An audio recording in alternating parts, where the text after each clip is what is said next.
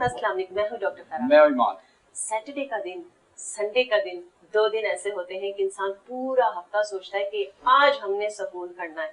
मैं भी यही करती हूँ, दिल करता है कि सो जाऊं, लेकिन आप लोगों से मिलना होता है, आप लोगों के पास आना होता है और ऐसे लोगों से आपको मिलवाना होता है जो आपके लिए बहुत सी चीजें लेकर आते हैं। क्यों इमाम साहब, क्या कहते हैं? आपके घर में भी बच्चे हैं, कितना तंग करते हैं? बहुत तंग बच्चे बहुत तंग करते हैं, लेकिन छोटे छोटे बच्चों के छोटे छोटे मसाइल और बड़े बड़े बन जाते हैं आपकी सेल्फ मेडिकेशन से।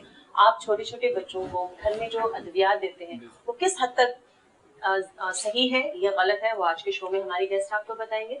साथ ही साथ ये भी बताएंगे कि बच्चों के जो बिहेवियर्स होते हैं उनको कैसे आप हैंडल करें। आप कैसे करते हैं? वैसे बड़ी मुश्किल होती है, बहुत कम गुजरता है टाइम करके। बिल्कुल, हर पेरेंट का ये कहना होता है कि जी बड़ी मुश्किल होती है, लेकिन आज हमने आपको ये मसला किया है बिल्कुल हल। हमारे पास एक जबरदस्त किस्म की पर्सनालिटी, ऐसे डॉक्टर जिनको आप दूसरे चैनल्स पे देखते हैं और बहुत पसंद भी करते हैं, हैंडसम भी है, बहुत हैंडसम भी है वो हम बताएंगे कि जी वो हैंडसम कैसे हैं इस एज में भी, उनके माशाल्लाह बच्चे भी बड़े हैं।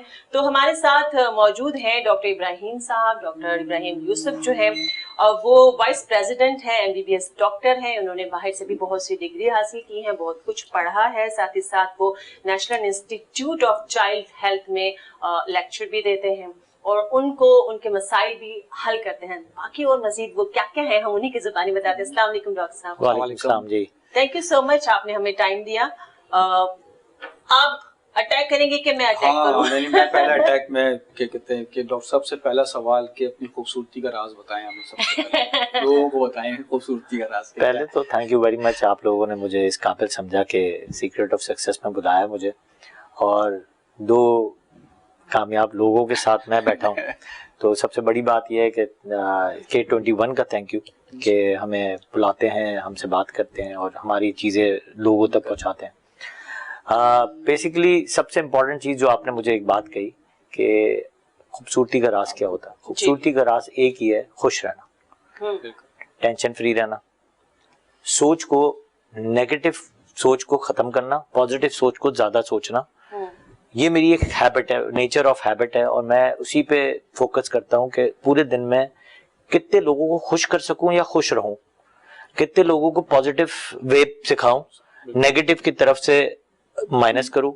एग्जाम्पल, मेरे पास सबसे ज्यादा पेरेंट्स आ रहे होते हैं और पेरेंट्स की बहुत सारी सोचें, इर्द गिर्द के लोगों में नेगेटिविटी ज्यादा होती है। बिल्कुल सही बात। और मैं उनको काउंसलिंग करता हूँ एज ए गुड काउंसलर कि पॉजिटिव करके बच्चों को कैसे पालना है। किसी के 2 बच्चे हैं, किसी का 1 है, किसी के नहीं है, वो भी मुझसे मशवरा लेने आ रहे होते हैं कि हम क्या करें। कुछ लोग अडॉप्टेशंस कर रहे होते हैं, वो पूछने आते हैं कि हम अडॉप्ट करें तो क्या हमारे मसाइल होंगे, क्या करेंगे, महरम कैसे बनेगा, महरम बनाने के क्या तरीके हैं। ऐसी बहुत सारी छोटे छोटे मसाइल होती हैं।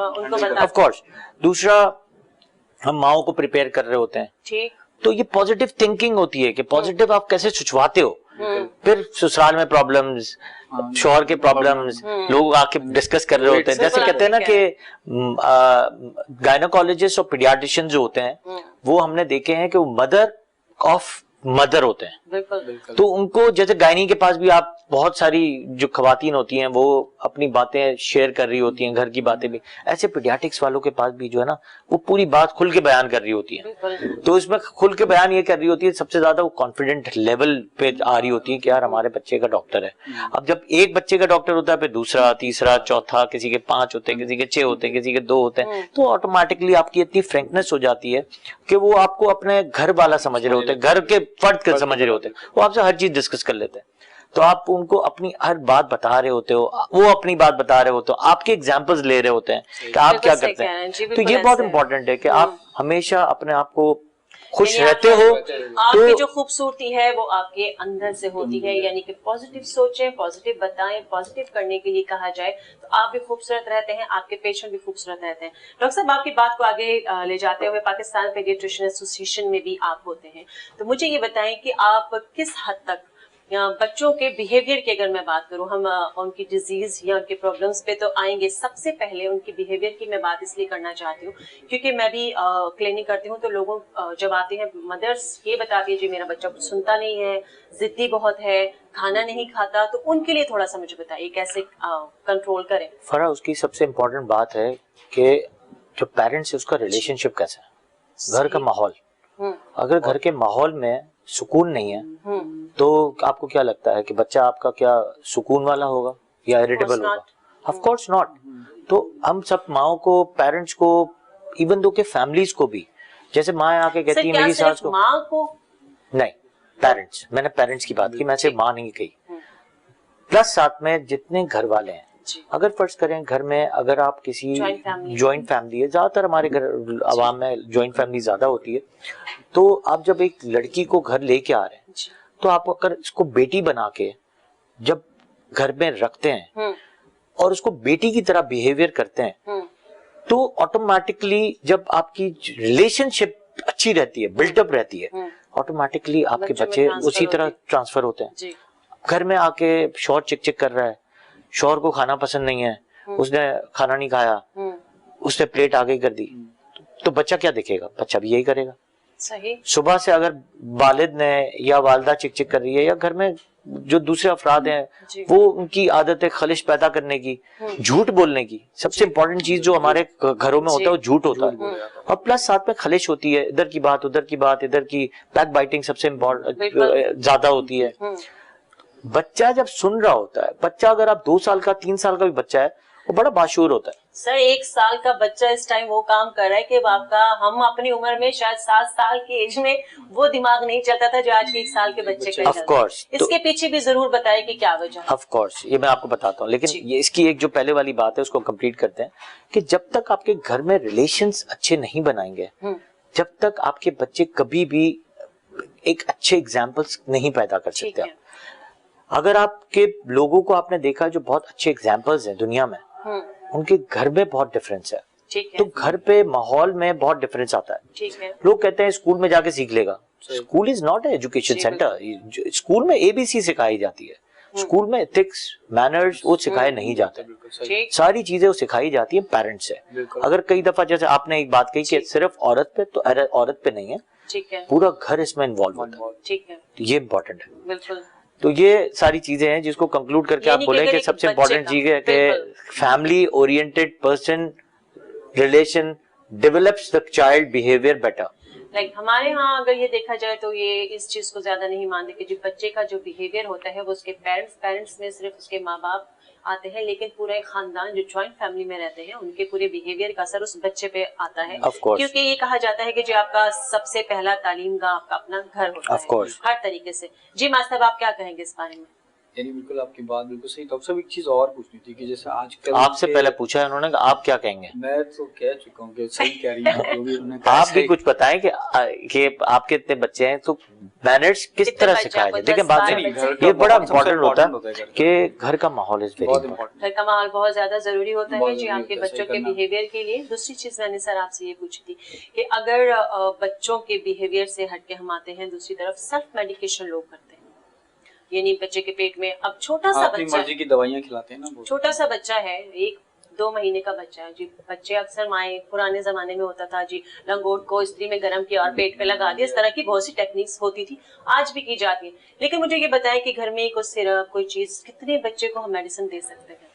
देखिए एक तो बात है कि कोई चीज गरम करके लगा दी, ऑयल का मसाज कर दिया, मसाजिंग चल रही है, धूप लगा दी, ये सब तो दादी अम्मा के टोटके सब सही है, लेकिन जो मुंह में देने वाली चीजें है ना वो बड़ी गलत है, और उसको हम कहते हैं कि ये कंडेम्प्ट ऑफ कोर्ट में होना चाहिए कि भाई ये चीज जो है ना ये चीज नहीं होनी चाहिए।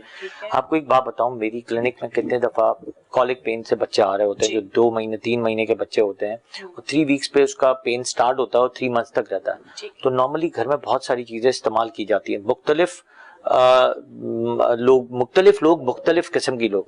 मैं लास्ट टाइम एक पेशेंट आई मेरे पास, तकरीबन 6-8 महीने पहले की बात है, तो बिल्कुल एक सेडेड पेशेंट आया मेरे पास इमरजेंसी में जी। अच्छा, उसको मैंने पहले काफी देर टटोलता रहा माँ को, मैंने कहा ठीक आपने है। क्या दिया है क्या नहीं दिया, आई वाज थिंकिंग कोई पॉइजनिंग हो गई है जिसकी वजह से सेडेट हो गया है। करते करते करते करते पता चला कि वो जो उनकी जो वालदा मोहतरम थी, जो सास थी, दादी जी। उन्होंने कोई एक चीज इस्तेमाल की थी, वावरीन एक वर्ड होता है, जैसे जस्ट लाइक मॉर्फिन की तरह होता है जो आपके मसल्स को पैरालाइज कर देता है, वो उन्होंने दिया।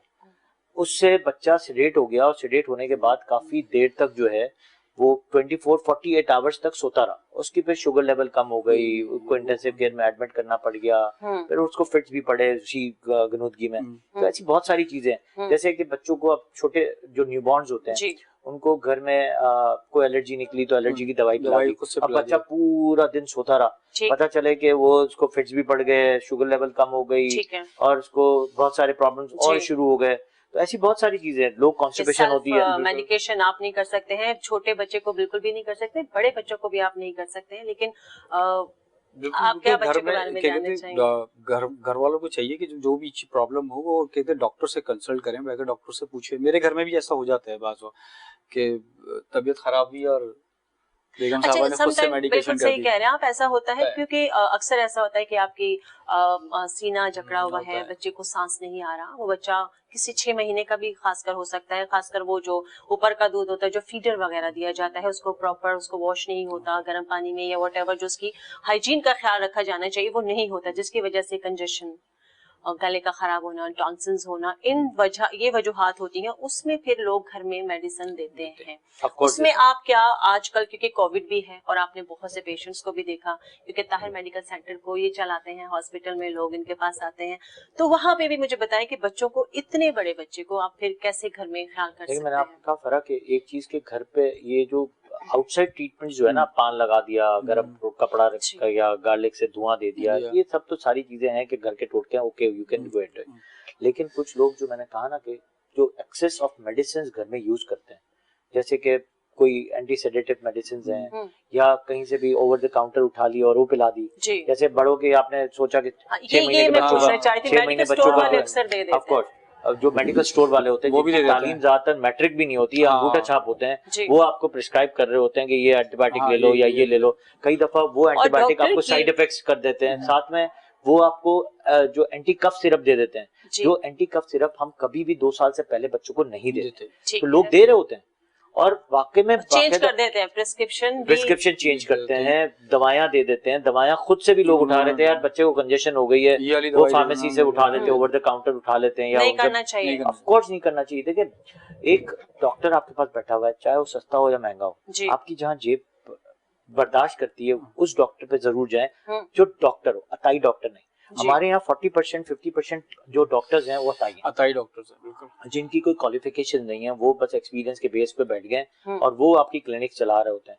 हेल्थ कमीशन ऑफ पाकिस्तान बहुत अच्छा, हेल्थ कमीशन ऑफ पाकिस्तान इस पर कराची और सिंध और पाकिस्तान बहुत अच्छा काम कर रही है, उन लोगों को क्वैक्स को पकड़ भी रही है और उनके लाइसेंस भी जब्त कर रही है, और अव्वल तो उनके पास लाइसेंस नहीं है, लाइसेंस किसी का है, बैठे हुए गए हैं, बहुत सारे ऐसे इश्यूज हो रहे हैं, प्रॉपर काम नहीं हुआ डॉक्टर साहब। इसके ऊपर मैं खुद क्या कहते हैं ऐसे छोटे इलाकों में एनजीओ रन कर रहा हूँ और मैं इन इलाकों में जाता हूँ। मैं तो आप छोड़े रिमोट एरिया तो पूछो, मैं आपको नियरेस्ट में आपको गुलशन इकबाल और लियाकताबाद जैसे एरिया में क्या कहते हैं ऐसे डॉक्टर्स बैठे हैं जो मैट्रिक पास भी नहीं है।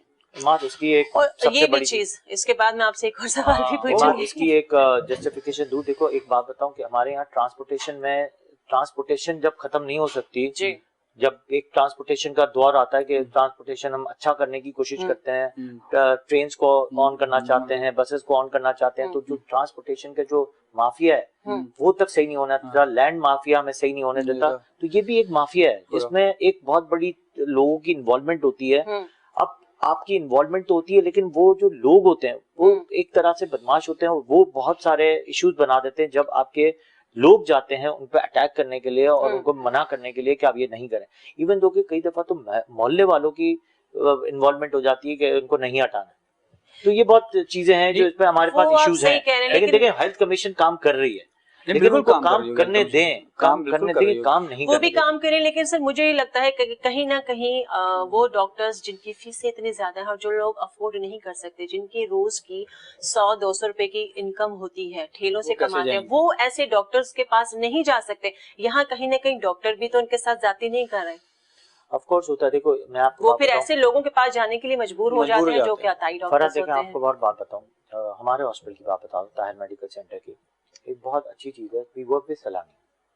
जैसे मेरी फीस अगर बहुत हाई है या मेरे बहुत सारे दूसरे डॉक्टर की फीस हाई है, तो हमने उनको एक पैकेज बनाया हुआ है, और पैकेज में क्या है, हम 400 रुपीज सिर्फ चार्ज करते हैं, ठीक वो है। भी उनसे नहीं करते हैं, रजिस्टर्ड बाय सलानी, ठीक है। सलानी हमें भेजता है और हम बिल करते हैं सलानी को, ठीक है। लेकिन प्योर बिल होता है। ठीक तो है। उनको भी हमने रिस्ट्रिक्ट किया हुआ है कि आपको उतना ही टाइम देना है जितना आप प्राइवेट पेशेंट को टाइम देना है, इवन दो कि मेरे पास बहुत पेशेंट आ रहे हैं। डॉक्टर साहब एक छोटा सा ब्रेक ले लेते हैं और ब्रेक के बाद वापस आते हैं, फिर दोबारा डॉक्टर साहब से और भी बहुत सारी बातें करनी है, इसको कंटिन्यू करते हैं ब्रेक से जाना वापस। कहीं नहीं आपने।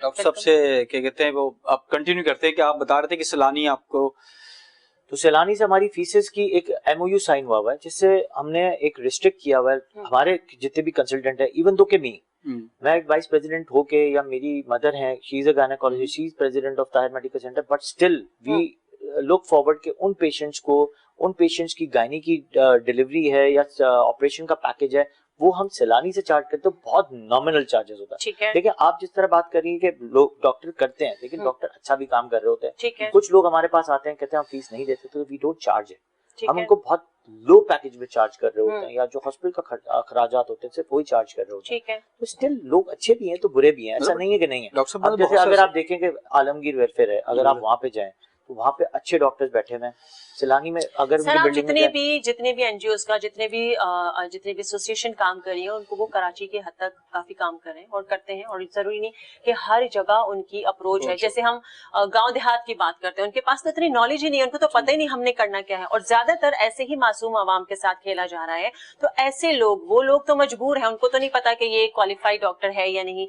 क्यों ये होना चाहिए कि जितने भी यहाँ पे क्लिनिक्स बनाए जाते हैं उन सब पे वो पीएमडीसी या जो भी आपका एक सर्टिफिकेट होता है वो वहाँ पे लगा होना चाहिए। फरा एक बहुत बड़ा एक्सपीरियंस हुआ 2 साल पहले, मैं एक चैरिटेबल ट्रस्ट में काम कर रहा था जी। वहाँ पे पहले दिन जब मैं गया एज ए चेयरमैन उस इंस्टीट्यूट में, और जो मेरे प्रेसिडेंट थे, he is a very nice person, very dynamic person, उन्होंने मुझे भेजा वहाँ पे as a chairman. I went there, पहले मैंने सवाल किया कि जो डॉक्टर्स बैठे हुए हैं वहाँ पे उनके मुझे पीएमडीसी चाहिए। बड़ा इत्तेफाक हुआ वहाँ पे कि वहाँ पे जब मैंने उनकी पीएमडीसी देखी, किसी की थी किसी की नहीं थी, और किसी की थी तो मैंने जब वेरिफिकेशन के लिए भेजी तो पता चला कि पीएमडीसी किसी की और तस्वीर उनकी लगी थी। तो ऐसा बहुत सारी इश्यूज है हमारे मुल्क में, हमारे सेक्टर्स में, कि हम उन चीजों को रेक्टिफाई नहीं करते। लेकिन अब बहुत अच्छा पीएमडीसी ने फैसला कर लिया, लेकिन स्टिल कोई पीएमडीसी फिर पीएमसी में लड़ाई, नहीं बहुत सारे इश्यूज हमारे मुल्क में इतने हैं कि हम उन चीजों को पकड़ नहीं सकते बहुत आसानी से।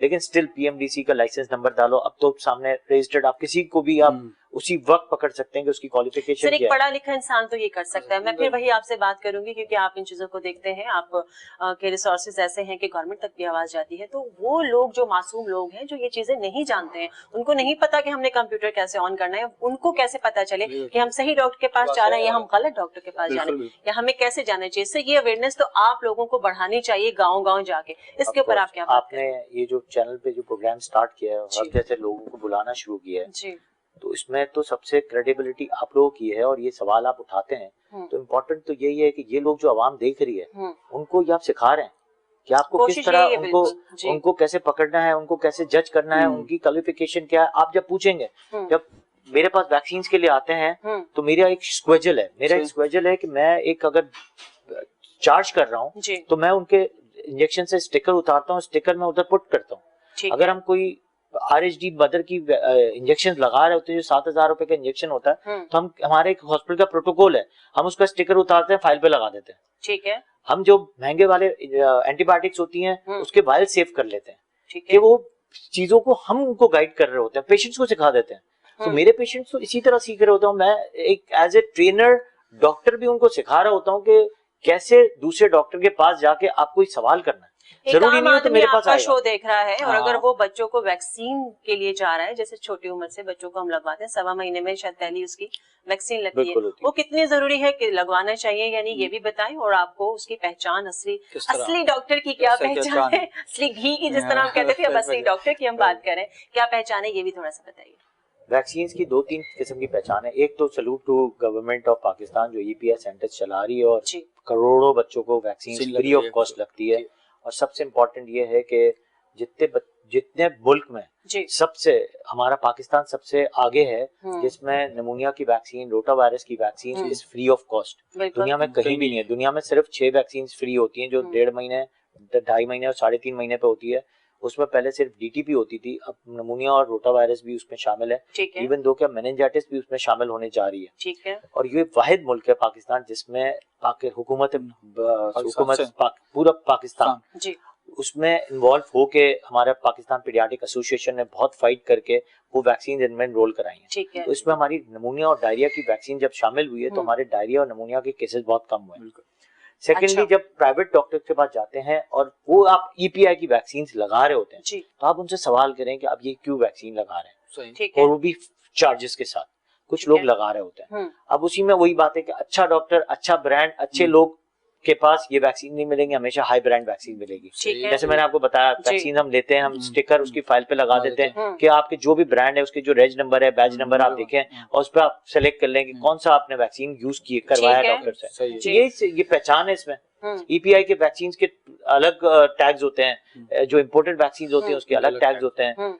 साथ में जो डॉक्टर की क्रेडिबिलिटी है, कौन डॉक्टर है, उसकी मार्केट आप हमेशा आपको पता होता है कि कौन डॉक्टर है, किस तरह सर इसकी डॉक्टर के कर रहा पास होता है। इतनी लाइनें लगी होती हैं कि ऐसे लगता है कि वो फ्री में पेशेंट्स को देख रहे हैं, तो बिल्कुल, उस कैसे पता चलेगा कि ये नहीं, तो डॉक्टर एक बहुत बड़ी डॉक्टर, एक बहस चीज है और मेरे की ख्याल कि में। आप माशाल्लाह बहुत सारे इदारों में हैं भी और वहाँ पे आपके पास पोजीशंस भी है, ऐसा क्यों नहीं कोई सिस्टम बनाया जाता कि जो मुख्तलिफ एरियाज के अंदर जो डॉक्टर्स बैठे हुए हैं, जो ओपीडीज कर जनरल फिजिशियन बैठे होते हैं, वो छोटे बच्चों को क्यों देखते हैं? उनके ऊपर पाबंदी लगाई जाए ना कि भाई आप 10 से 12 साल तक के बच्चे को नहीं देखेंगे, सिर्फ टोटली ये चाइल्ड स्पेशलिस्ट को देखना चाहिए। वो 50 साल वाले को भी देख रहा होता है, वही दवाई लिख के दे रहा होता है। वो एक बच्चा पहुंच जाए जीपी भी वो एक चीज कि वो उसको भी वो मेडिसिन दे रहा होता है अपनी मर्जी से। बहुत ही उम्दा और बहुत ही बेहतरीन सवाल किया, पता नहीं कहाँ से लाए हो आप, लेकिन है बड़ा जबरदस्त। जो कहते हैं ना कि मास्टर ऑफ क्वेश्चंस जो है ना, ये एक क्वेश्चन है कि why do GP general physician take the rights to treat paediatrics और न्यूनेट। बिल्कुल, मैं तो उनको देखा न्यूनेट, बिल्कुल इवन दो कि हम उनको पढ़ा भी रहे होते हैं। सही। I am a trainer of many general physicians. तो जब उनको पढ़ा रहे होते हैं तो मैं उनसे भी सवाल करता हूँ कि यार आप why don't you refer the paediatric patient to us, या पीडियाट्रिक डॉक्टर के पास। सस्ते भी हैं तो महंगे भी हैं, लेकिन क्वालिफिकेशन डिपेंड करता है। अब जब जनरल फिजिशियन जब एक डायरिया के पेशेंट को देखेगा, he can not rule it out कि उसकी डिहाइड्रेशन स्टेटस कितना है, ठीक है, उसको क्या आईवी फ्लूइड्स लगाने हैं। हमारी ट्रेनिंग्स में हमने यही सीखा है कि पीडियाट्रिक को कैसे ट्रीट करना है। फर्ज करो कि एक general physician can not treat a cardiac patient, एक जनरल फिजिशियन नेफ्रो को ट्रीट नहीं करेगा, वो आगे भेज देगा, लेकिन एक जनरल फिजिशियन पीडियाट्रिक्स को जरूर देखेगा, हाँ, बिल्कुल, बच्चों को जरूर देखेगा। तो हम हमेशा ये बहस रहती है कि उनको पीडियाट्रिक को नहीं देखना चाहिए, और उनके डोजेज होते हैं। अब हर पीडियाट्रिक का आप देखेंगे, जब भी आप पीडियाट्रिशियन से मिलेंगे तो मिलीग्राम पर केजी पर डे के और डोज की बात करेगा। बिल्कुल बिल्कुल। हम एक न्यूनेट के हिसाब से भी हर फार्मूलाज, हमारे 200 फार्मूला जब हम ट्रेनिंग पे जाते हैं तो पहले हमें बिठाया जाता है 10 दिन 15 दिन कि आपको पहले ड्रग याद करनी है, ड्रग डोजेज याद करनी है, मिलीग्राम पर केजी पर डोज या डे याद करनी है, और आपके जो कैलकुलेशन ऑफ जो फॉर्मूलाज हैं वो याद करने हैं। ठीक है। तो जब तक आप याद नहीं करते हैं, जब तक वो टेस्ट नहीं देंगे, आप पीडियाट्रिक के कोर्स में नहीं आ सकते। ठीक है। तो ये बहुत इंपॉर्टेंट है, तो उनको तो नहीं पता होता। तो ये एक लाइसेंस तो नहीं है ऑफ कोर्स, लेकिन वही वाली बात है कि हेल्थ कमीशन इस पर काम कर रही है, लेकिन वही कि हमारी पब्लिक आवाम, हमारी जो लोग हैं वो इस चीज को साथ नहीं देते। कितना साथ लेंगे, क्योंकि जाहिर उनके आवाम को इतना उलझा दिया गया है उनकी परेशानियों में कि वो इस तरफ आते ही नहीं। आप जरूर देखें कि जिस डॉक्टर के पास आप जाते हैं उसके जो उसका एक स्लिपिंग पैड, जो उसका स्लिप पैड होता है जिसपे वो आपको राइट डिस्क्रिप्शन पैड होता है, उस पे उसका क्या डेजिग्नेशन लिखी गई है। अगर वो जनरल फिजिशियन है, जीपी है, तो आप अपने बच्चे को अगर बहुत ही ज्यादा क्या शुरू में क्या बच्चे को बिल्कुल भी जीपी नहीं देख सकता, ये किसी हद तक देख सकता है। इमरजेंसी में तो कोई भी डॉक्टर किसी को भी देख सकता है, लेकिन उनकी ट्रेनिंग्स नहीं होती। देखिए वो जनरल फिजिशियन मोस्टली क्या होते हैं, मोस्टली जब मेडिकल किया 5 साल गुजारे, ठीक है, उसके बाद इसने हाउस जॉब की, ठीक है, आया उसने पीडियाट्रिक्स में किए तो सही है, ठीक है, he has a right to practise, सही कि ठीक है, जो फर्स्ट लाइन ड्रग और मैनेजमेंट ठीक जिसको है, हम कहते हैं IMNCI प्रोटोकॉल, सही, integrated module of childhood illnesses, वो ठीक। तो आम जीपी भी दे सकता है क्योंकि वो हम ट्रेन कर रहे होते हैं, उसका मैं सही। मास्टर ट्रेनर हूँ ऑल ओवर ठीक। से, Nice. उसको तो हम ट्रेन कर रहे होते हैं जनरल फिजिशियंस को भी, कि फर्स्ट लाइन मैनेजमेंट करनी है, ठीक है। रेफर टू द हॉस्पिटल, ठीक है, तो Right. ये बहुत इंपॉर्टेंट है। सेकेंडली उनका ये टारगेट होता है कि अगर फर्ज करें कि आप अगर उनको आप ट्रेन कर दें, जैसे कुछ लोग तो ट्रेंड नहीं है, कुछ नहीं। लोग ट्रेंड है, कुछ लोगों को पढ़ने का शौक होता है, कुछ जनरल फिजिशियन पढ़ते नहीं है, हम्म, आगे उनको पढ़ने का शौक नहीं बिल्कुल ठीक है, है, तो आप वो हाउस जॉब के पास बस बैठे हैं और सिर्फ कलम चला रहे हैं, ठीक है। या फिर कुछ यानी फार्मास्यूटिकल इमरजेंसी में आपका जो जनरल फिजिशियन है वो बच्चे को देख सकता है, लेकिन खुदा ना खास्ता बच्चे के साथ सिर्फ कोई फर्स्ट ज्यादा लाइन मसला- management First of line, drugs हाँ, दे सकता है, हाँ। तो आप वो सेकंड लाइन थर्ड लाइन पे नहीं दे सकता, उसको सिर्फ अगर एक शॉट देना है तो सेकंड शॉट इसको कहना है कि you have to refer to the hospital, ठीक क्योंकि है, वो दमे को नहीं देख सकता, सीवियर डिहाइड्रेशन नहीं देख सकता, सीवियर नमूनियाज नहीं देख सकता, बिल्कुल। सीवियर कफ्स नहीं देख सकता, सीवियर यूरिन के प्रॉब्लम्स नहीं देख सकता, ठीक है। बहुत सारे ऐसे प्रॉब्लम्स हैं जो उसकी कैलकुलेशन लैब से और सिम्टम से देख के मैंने की खुद जाती है। देखा हुआ है कि एक जनरल फिजिशियन जो बैठा हुआ है उसके पास 7-8 महीने के बच्चे को लेकर असल में और वो हमारे देख रहा है। बिल्कुल 7-8 नहीं, जीरो बॉन्ड को Zero भी bond कई नहीं दफा तो जो है सवा बाएं महीने लेके के चली अंदर का जाती बच्चा है। होता है, बिल्कुल। 0 मंथ्स क्या, मैं तो वैक्सीन भी देख रहा होता, जनरल फिजिशियन कर रहे होता, कर जिनकी हमारी ट्रेनिंग में 3 महीने हमें 4 साल में गुजारने पड़ते हैं वैक्सीनेटर के साथ, कि वैक्सीन सीखें कि वैक्सीन बनानी कैसे है, डाइल्यूट कैसे करनी है और वैक्सीन को लगानी कैसी है, वैक्सीन के साइड इफेक्ट्स क्या हैं, वो सारी हमें सिखाई जाती हैं। ठीक और है, उन्होंने तो सिर्फ हाउस जॉब करके सीधा आगे बैठ गए, अपनी क्लिनिक कर रहे हैं, 2 कर रहे हैं, 3 कर रहे हैं, क्लिनिक्स कर रहे हैं, उनको तो कोई एज सच अब देखा जाए तो कभी उस चीज को ना वो पैरामीटर को सीखते हैं ना वो पैरामीटर सिखाया जाता है उनको। सही सर। वैक्सीन आपने कहा कि नमूनिया की भी लगाई जाती है और सारे जितने भी प्रॉब्लम्स होते हैं बच्चों के उनकी वैक्सीन, उसके बावजूद बच्चों को नमूनिया हो जाता है, तो इसकी क्या वजह हो सकती है मजीद? देखिए या वैक्सीन डायरिया की भी हम बात करें तो। वैक्सीन रोटा वायरस है, नमोनिया है, डीटीपी है, मीजल्स है, मम्स है, रुबेला है, टाइफॉइड है, बहुत सारी वैक्सीन जी। लगाई जाती हैं, कुछ फ्री हैं, कुछ चार्जेस के साथ हैं। सबसे इम्पोर्टेंट चीज है कि vaccine always protect 60 to 65%, that's it.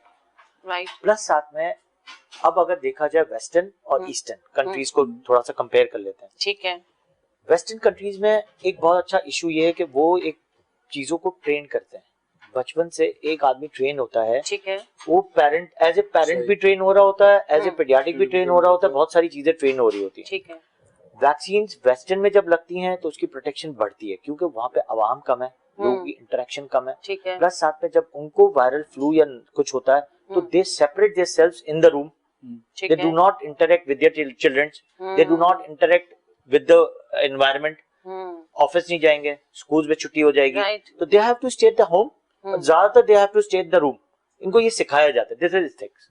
अब Right. यहाँ पे आप आ जाए ईस्टर्न में, आवाम बहुत, लोग बहुत, फिर प्लस साथ में आप ये ले लें कि घर में लोग बहुत, प्लस साथ में फिर घर में एटमॉस्फेयर ऐसा है कि अगर फर्ज करें किसी को बहुत ज्यादा कफ हो गई है तो वो अलग कैसे रहेगा, उसके बाद कमरा ही एक है, हाँ, एक ही कमरे ठीक में है, कर रहे हैं। एक कमरे में ट्रांसफर 4 हो रही बच्चे भी हैं, माँ बाप भी ये हैं, रहा है। तो ये बहुत बड़ा इशू है। तो जब बीमार होगा तो बच्चों को भी होगा, सही है। तब 20 बच्चे घर में हैं और एक को इन्फेक्शन हो गया तो 20 को इन्फेक्शन लगना है। अब अगर वैक्सीन कितना प्रोटेक्ट कर लेगी, वैक्सीन 60% प्रोटेक्ट कर ली है, लेकिन अगर फर्ज करें आप उस दलदल में चले गए, एंडेमिक हो गया फिर एपिडेमिक हो गया, फिर वो वैक्सीन काम नहीं करती, लेकिन वो इंटेंसिटी ऑफ इन्फेक्शन जो है वो कम हो जाता है। फर्ज करो कोई इंटेंसिव केयर में जाने वाला है तो हॉस्पिटल में चला जाएगा, वार्ड में एडमिट होगा, वार्ड में एडमिट होने वाला होगा तो ओपीडी में ठीक हो जाएगा, ओपीडी में ठीक होने वाला वो इमरजेंसी में ठीक हो जाएगा, वो एक ड्रग के ठीक हो जाएगा। तो ये रेशियो है इंटेंसिटी ऑफ इन्फेक्शन का आफ्टर वैक्सीन। इसी बात को आगे बढ़ाते हुए एक और चीज जो मेरे माइंड में भी है और अक्सर घरों में ये बात होती भी है कि जो मदर फीड पे बच्चे होते हैं और मदर को ये कहा जाता है कि अगर आपने चने की दाल खा ली या ये चीजें खा ली तो बच्चे के पेट में मरोड़ होता है, जो छोटे बच्चे, तो ये बड़ी एक चीजें हैं, इसका ये किस हद तक सही है ये भी थोड़ा बता दीजिए। कॉलिक पेन स्टार्ट होता है 3 वीक से 3 मंथ्स तक, nobody knows why it happens, unknown reason की वजह से होता है, ठीक है, इसमें कोई डाइट का शुमार नहीं है। कुछ रिसर्चर्स हैं ऐसी कि मदर की कुछ डाइट्स हैं लेकिन दाल नहीं है उसमें, ठीक है, मैं तो पहले ही सबको बोलता हूँ दाल नहीं है, ठीक है, उसमें कुछ एलर्जी फैक्टर की वजह से जिसमें प्रोटीन हिट करता है, जैसे काउ मिल्क प्रोटीन है, ठीक है डेयरी प्रोडक्ट्स सारे, जी साथ में एग प्रोटीन है, ठीक फिश है प्रोटीन है, पीनट है, जीनोमोटो जो मोनोसोडियम ग्लूकोनेट है, उसकी प्रोटीन बहुत हाई इंटेंसिटी से ये चीज करा रही होती है, जो आपके हर डाइट में मिलता ही मिलता है। अगर कोई कहता है कि वो नहीं होता उसमें, ठीक तो है अलग अलग नाम से वो सॉल्ट मिल रहे हैं, ठीक अलग है अलग नाम से वो जी। एलर्जीज करवा रहा होता है। हम्म तो ये एक है। साथ में लोअर फैक्टर में वीट आ गया, आजकल शुगर आ गई है, सोडा है, कैफीन है, ये भी एलर्जी फैक्टर को बढ़ा रहा होता है। लेकिन उसमें दाल नहीं है जो आपने कहा, ठीक तो है कई तो लोग दाल बंद कर दाल देते हैं, वो कहते हैं, कॉन्सेप्ट है, चने कहते हैं, तो वो उसके कॉन्सेप्ट में नहीं आलू, है। इस तरह की बहुत सी बहुत सारी चीजें वो इसके कहते हैं, कॉन्सेप्ट में बादी नहीं, मैंने है आपको और कहा ये उसकी तरह। लिस्ट में नहीं है। लिस्ट में जो है ठीक मैंने आपको है। बता दिया, वो लिस्ट को अगर आप फॉलो करते हैं ठीक तो है कुछ परसेंटेज ये है कि आपको कॉलिक पेन से बच जाते हैं। अदरवाइज कॉलिक पेन को 3 महीने में ठीक होना है, 3 ठीक है। वीक्स में होगा, जी। 3 आवर्स लेट इवनिंग में पेन शुरू होगा ओ। और 3 मंथ्स तक रहेगा। बिल्कुल ठीक है डॉक्टर साहब, आपकी बातों को कंटिन्यू करते हुए, क्योंकि एक छोटे से ब्रेक का वक्त आ गया है, जाते हैं और जल्दी से आते हैं, आपने कहीं नहीं जाना है।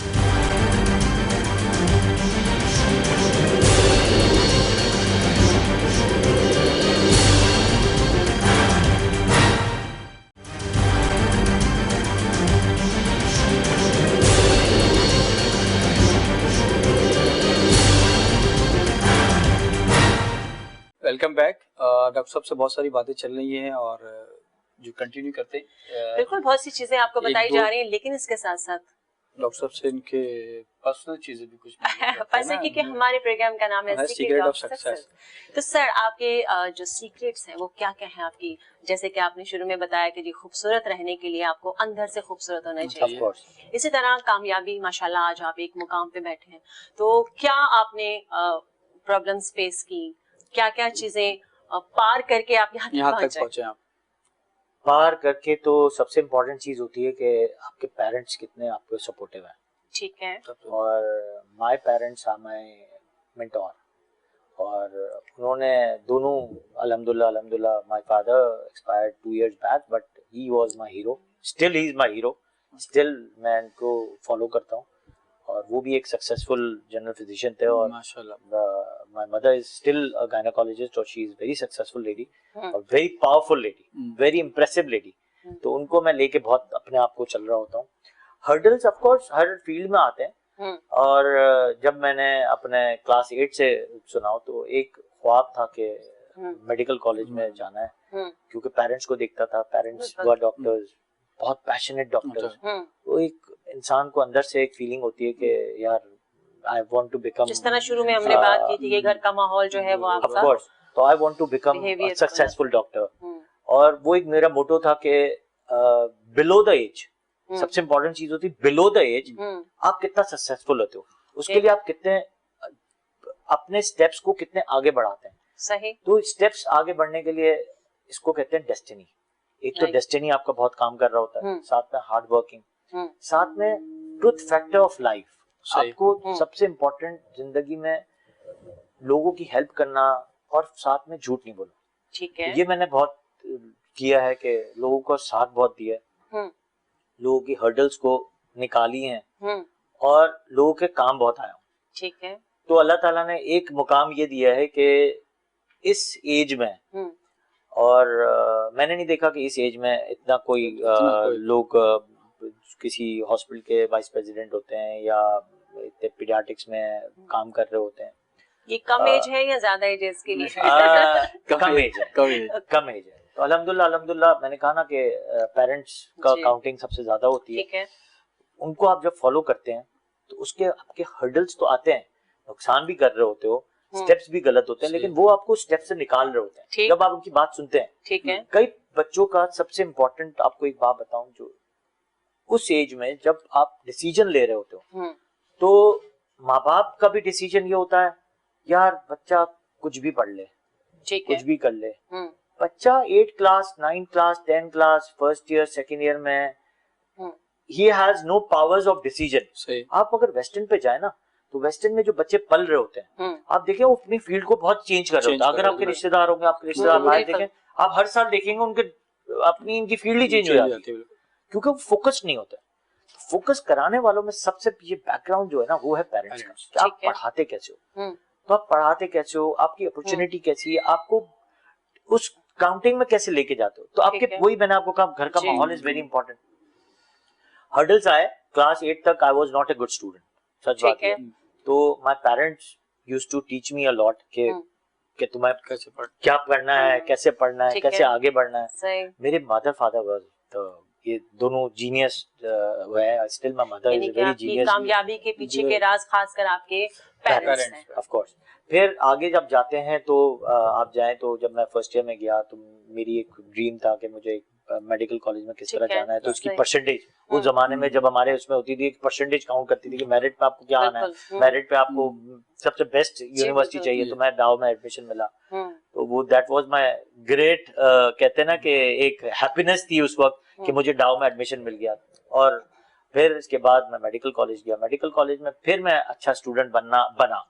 ठीक। आई was not a good student till, कहते हैं ना कि इंटर तक I was not a very good student. था अच्छा, पेरेंट्स बहुत साथ कम साथ ऐसे देते बिल्कुल थे, ऐसे स्टूडेंट धक्का देते थे। वेरी हार्ड वर्किंग स्टूडेंट था, यानी पढ़ के बहुत अच्छा कर लेता था। ठीक लेकिन है। ऐसा नहीं था कि बस दिमाग में बैठ गया और मैंने पढ़ लिया और याद हो गया, ऐसा नहीं था। लेकिन उसके लिए भी बहुत मेहनत करनी पड़ती थी। तो स्टिल फिर वो उसको मेहनत के करते करते मेडिकल कॉलेज किया। मेडिकल माशाल्लाह, कॉलेज आज के आप बाद देख जो है मैंने मेडिकल कॉलेज के बाद आई सिलेक्टेड माय फील्ड के मुझे पीडियाट्रिक्स करना है। ठीक है, राइट। अब उस वक्त वो डिसीजन लेना बहुत मुश्किल था कि उस वक्त भी लोग शैटर्ड हो जाते हैं ठीक कि है। मुझे फील्ड कौन सी चाहिए। सही। तो फिर वही पेरेंट्स, ठीक है, तो उन्होंने फिर पेरेंट्स का आपको बहुत साथ, मैं बार बार आपको बिल्कुल। इसलिए कह रहा हूँ पेरेंट्स का साथ बहुत इंपॉर्टेंट है। जो आजकल के पेरेंट्स कर रहे हैं कि लोग बच्चों को कहते हैं कि कुछ भी पढ़ लेगा, जो इसका आप इंटरेस्ट ठीक होगा है, वो बिल्कुल, पढ़ लेगा। ऐसा ही है। नहीं, हाँ, वो ऐसा कहते हैं नहीं है। किस्मत में जो होगा बन जाएगा, कोई मसला नहीं, नहीं। ये एक बहुत गलत कॉन्सेप्ट है। लोग बच्चे उसमें मिसगाइड होके बार बार अपनी फील्ड चेंज कर रहे होते हैं। बिल्कुल। मैं बार बार पेरेंट्स को कहता हूँ फोकस करें एक बच्चे को कि क्या करना चाहता है, फिर उस फोकस को उस पे, लेके चले, बिल्कुल। उस फोकस को चेंज नहीं करना। हम्म, तो फिर वो फोकस ये था कि पीडियाट्रिक्स कैसे लेना है, क्योंकि ठीक है। मेरी मदर गायनेकोलॉजिस्ट थी। ठीक है। मेरे अब्बा उनको बहुत साथ देते थे। सही। एज ए जनरल फिजिशियन वो उनको बहुत हेल्प करते थे उस बिल्कुल। फील्ड में। हम्म, फिर उन्होंने मुझे कहा कि यार देखो, earliest to reach to that popularity hmm, is to work with a gynaecologist. Right. अगर मैं नई फील्ड लेता तो मुझे बहुत लंबे अरसे तक स्टार्ट जी, करना पड़ता। तो गायनी के साथ जब मैंने स्टार्ट किया तो वो पॉपुलैरिटी बहुत जल्दी बढ़ना शुरू हुई, क्योंकि मैं जब रेसिडेंसी पीरियड में फॉरेन एमबीबीएस के बाद गया और उसके बाद फौरन जो है वो मुझे पेशेंट भी मिलना शुरू हो गए। और उसके बाद जो है राइट। तो आपका ये जो जर्नी था माशाल्लाह आपने इस तरह इसको पूरा किया और ये आपकी कामयाबी के पीछे असल में आपकी एक बात जो आपने भी ये भी कही थी और मैं भी पूछना चाहती थी कि बच्चे झूठ बोलते हैं पेरेंट्स से। स्कूल में उनका बिहेवियर अलग होता है, घर में उनका बिहेवियर अलग होता है। ये क्या रीजन है, ये क्या वजूहत है, इसके पीछे क्या रीजन? एक चीज आपने कहीं सुनी होगी कि घर में से झूठ सीखता है। फर्ज करो कि आप किसी अपने बच्चे को अब्बा को रोज किसी ना किसी बात पे झूठ बोल रही है, झूठ बोल के पैसे ले रही है, झूठ बोल के कोई कर रही है, या घर में अब्बा से छुपा के कहीं चली गई, या अब्बा से कुछ कर लिया, या अब्बा कहीं झूठ बोल के आ रहे हैं, अब्बा आपको बोल रहे हैं कि कुछ झूठ बोलने के लिए। सही कह रहे हैं, डील ऐसे बना रहे होते हैं, बिल्कुल ठीक कह रहे हैं। तो ये लोग बच्चे सीख रहे होते हैं। सही। तो ऑफ कोर्स जब वो बच्चा सीखता है तो अब जैसे अगर फर्ज करें किसी घर में ये आदत होगी कि अब्बा से 500 की चीज है 1000 ले लिए, तो बच्चा भी उसको देख लेता है। जैसे आपने कहा कि 1 साल का बच्चा भी आजकल बहुत बाशोर हो गया और वो काम कर रहा होता है जो बड़े बच्चे नहीं कर रहे होते, तो वो देख लेता है वो चीज। जब वो नोटिस करता है तो वो देख लेता है कि यार मुझे अब कैसे चीट करना है। ट्यूशन की फीस होगी 5000, वो बता देगा 7000, ठीक है, तो 2000 एक्स्ट्रा ले लेगा। तो स्ट्रेट फॉरवर्ड नहीं बोलेगा। इसमें एक चीज बहुत इंपॉर्टेंट है फरा, उसमें है पेरेंटिंग की फ्रेंडलीनेस। आज मैं अपने पेरेंट्स के साथ इतनी अच्छी बात करता हूँ, अच्छी बात कर रहा हूँ, तो क्यों? My parents are my friends. मैंने अपनी बेटियों की परवरिश ऐसी की है। My elder daughter is becoming a lawyer. मैंने बहुत कोशिश की कि वो डॉक्टर बन जाए, लेकिन स्टिल वो फोकस थी कि मुझे लॉयर बनना है। तो मैंने कहा ओके फाइन, पूरा मेरा घर पे पीछे लग गया कि लॉयर बनना है। अब उसको बैरिस्टर तक पहुंचाना है तो पूरा घर है कि बैरिस्टर तक पहुंचाना है। तो स्टिल वी आर फ्रेंड्स। जब आप घर का माहौल आप बॉस की तरह रखेंगे तो आपका घर का जो बच्चे हैं वो आपसे फ्रेंडली नहीं होंगे। स्कूल का माहौल है, स्कूल की फ्रेंडनेस है, स्कूल की चीजें खींचनी है या घर की चीजें आपसे मालूम करनी है बच्चे की, तो आप कैसे करेंगे? आपको करने के लिए you need a frankness with your kids. तो आपको जब उसको करेंगे तो वो इस ट्रैक पे जाएगा जिस पे आप ट्रैक पे चढ़ाना चाहेंगे। उसके फ्रेंड्स आप कैसे सेलेक्ट करेंगे, कैसे करेंगे? आपको पता है कि यार कौन से फ्रेंड्स हैं। आप अगर उसके साथ उसके फ्रेंड्स के साथ बैठ के बातें करेंगे या जो फ्रेंड्स अगर जो काम कर रहे हैं उसके साथ बैठ के वही काम करना शुरू कर देंगे, ऑटोमेटिकली आपके बच्चे आपके फ्रेंड्स बन जाएंगे, बिल्कुल बिल्कुल। ऑटोमेटिकली उनको और फ्रेंड्स की बहुत जी। जरूरत नहीं पड़ेगी। वो बिल्कुल अच्छा एक ठीक। चीज और डॉक्टर साहब के आप माशाल्लाह से क्या कहते हैं बहुत सारी ऑर्गेनाइजेशन के साथ मुंसलिक हैं, हॉस्पिटल भी रन कर रहे हैं, तो अपनी पर्सनल लाइफ के लिए टाइम कैसे निकालते हैं आप? घर में तो वाइफ तो काफी आपसे नहीं, होने के- मेरी wife she is my best friend, और मेरी वाइफ से आप ये जरूर बताइए She's कैसे also a बनाया business आपने woman. Best of friend? Course she is also a business woman, और बहुत कामयाब वुमन है।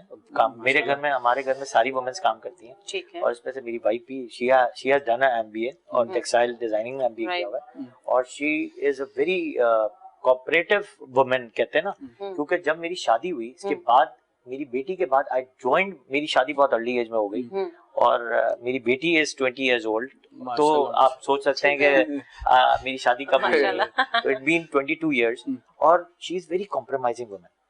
और जब मैंने काम शुरू किया तो we were not earning so much. आपको पता है कि जब आप हाउस जॉब कर रहे होते हो तो आपकी इतनी सैलरी नहीं होती, रेसिडेंसी कर रहे हो तो फ्री करनी बिल्कुल। पड़ती है, तो she started a work, MBA कर चुकी थी मेरे साथ साथ, यानी जब मैं स्टडी कर रहा था तो वो साथ साथ कर रही थी। ठीक है। तो उसके बाद जब मेरी रेसिडेंसी थी तो मुझे 36 आवर्स एवरी थर्ड डे पे जाना पड़ता था, तो she is to bring the food, और इतना कॉम्प्रोमाइज 4 साल करना, बिल्कुल। इवन तो के मेरी पहली वाली बेटी भी मेरी रेसिडेंसी के पहले पैदा हुई हाउस जॉब में, और रेसिडेंसी के बीच में मेरी छोटी वाली बेटी पैदा हुई। ठीक है। तो एक कामयाब आदमी के पीछे एक औरत का हाथ होता है, Of course और एक होता है। कामयाब औरत के पीछे भी एक मर्द का हाथ होता है। ये मैंने बात उसको हमें इतना सपोर्ट किया, और आज तक पूरी फैमिली और मैं खुद उसको सपोर्ट करता हूँ उसके काम में, उसकी चीजों पे, उसके लोगों से मुलाकात कराने में, क्योंकि देखिए इस माहौल में जब तक मर्द साथ नहीं होता, बिल्कुल। आपको उस वुमन को आप तरक्की याफ्ता नहीं देख सकते। बहुत अच्छी बात की डॉक्टर साहब, बातें आपसे बहुत अच्छी हो रही हैं, टाइम हमारे पास खत्म हो चुका है। बहुत सी ऐसी चीजें, बहुत से ऐसे सवाल जो अभी भी बाकी हैं, इंशाल्लाह हम आपको फिर दोबारा इनवाइट करेंगे। माँ साहब के पास भी बहुत से सवाल हैं, लेकिन आप उनको होल्ड करके रखें, हम फिर डॉक्टर साहब को आप बुलाएंगे। मैसेज देना चाहते हैं यूथ को कि यूथ पे एक ही मैसेज है, जो सर सिर्फ यूथ को नहीं, सबको सबको सीक्रेट ऑफ सक्सेस एक ही चीज है, माहौल। अच्छा माहौल अगर आप पेरेंटिंग के हिसाब से लोगों, बच्चों को करते हैं, ऑटोमेटिकली आपका बच्चा एक बाशऊर बच्चा बनेगा और कोई कामयाब आदमी बनेगा। बहुत अच्छी जब बात है। पेरेंटिंग अच्छी नहीं होती तो कभी भी आपका बच्चा अच्छा इंसान नहीं बन सकता। आज हम मिसाल देते हैं अपनी, तो हम सिर्फ और सिर्फ एक ही बात करते हैं, due to because of our parenting. Very nice doctor साहब, बहुत अच्छा आपने मैसेज दिया, और मैं भी ये प्रोग्राम खत्म करते करते आप लोगों से यही बात शेयर करूंगी कि जब आपके बच्चे को अगर चोरी की आदत है, अगर आपके बच्चे को झूठ बोलने की आदत है, आपके बच्चा वो उस एज में आके उसको नहीं आया, इस प्रोग्राम से आपको पता चला होगा कि वो शुरू से उसकी फीड में, उसकी नेचर में उसको डाला जा रहा है, उसको कंट्रोल नहीं किया जा रहा है, वो अपने घर से ही सारी चीजें सीख रहा है। उम्मीद करती हूँ आज का प्रोग्राम आपको आया होगा पसंद। हमारे डॉक्टर साहब को आपने देखते हैं डिफरेंट चैनल्स में, लेकिन आज बहुत कुछ आपने, thank you so much doctor साहब, बताया जो कि लोगों के लिए हेल्पफुल होगा। तो जी इजाजत दीजिए डॉक्टर इब्राहिम को, मुझे और मुझे इंशाल्लाह नए प्रोग्राम में नए गेस्ट के साथ मिलते हैं आपसे, तब तक के लिए दीजिए इजाजत। अल्लाह हाफिज। पाकिस्तान जिंदाबाद।